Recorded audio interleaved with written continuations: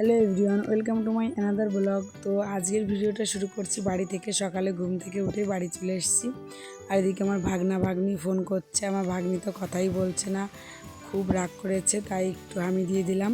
তো এখন একটু কথা বলছে, বাড়িতে ছিলাম না তাই জন্য রাগ করেছে। আর এদিকে সকালে আমাদের হয়েছে খুদের ভাত, আলু ভাজা, শাক ভাজা আর পাট শাক দিয়ে খুদের ভাত রান্না করেছে আমার বরের জন্য।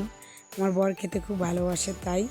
তারপরে মামা খাচ্ছিল। তারপরে সকালের খাওয়া দাওয়া করে মা এখানে রান্না বসিয়ে দিয়েছে। সব কিছু রান্না হয়ে গেছে, এখন মাংসটা রান্না করছে। এদিকে আমার ননদ খাচ্ছিল, বুঝতে পারিনি, আমি টুক করে ভিডিও করে নিচ্ছিলাম, হাসছিল। আর এদিকে দেখো লাল লাল হাঁসের মাংস রান্না করেছে। তো তারপরে আমার ভাগ্নি ওরা বলছিল আমি মাংস খাবো, তো ওদেরকে একটু তুলে দিলাম।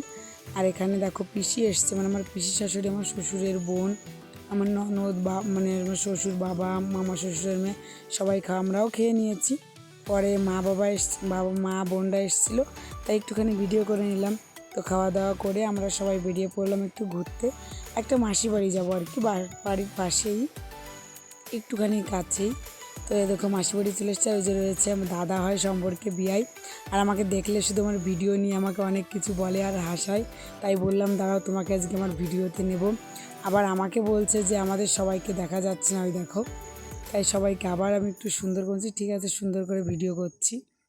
এই দেখো, আর এখানে মাসি বসে আছে, আমার ননদের বান্ধবীর বাড়ি বলতে পারো। আবার আমাদেরও সম্পর্কে মানে মাওই হয় মাসি, অনেক রকম সম্পর্ক রয়েছে। আর এদিকে দাদার বউ যে দিদি আমাদেরকে ফল মিষ্টি অনেক কিছু দিল। তো আমরা সবাই তো খেয়ে গেছি, বাচ্চারা খাচ্ছিল।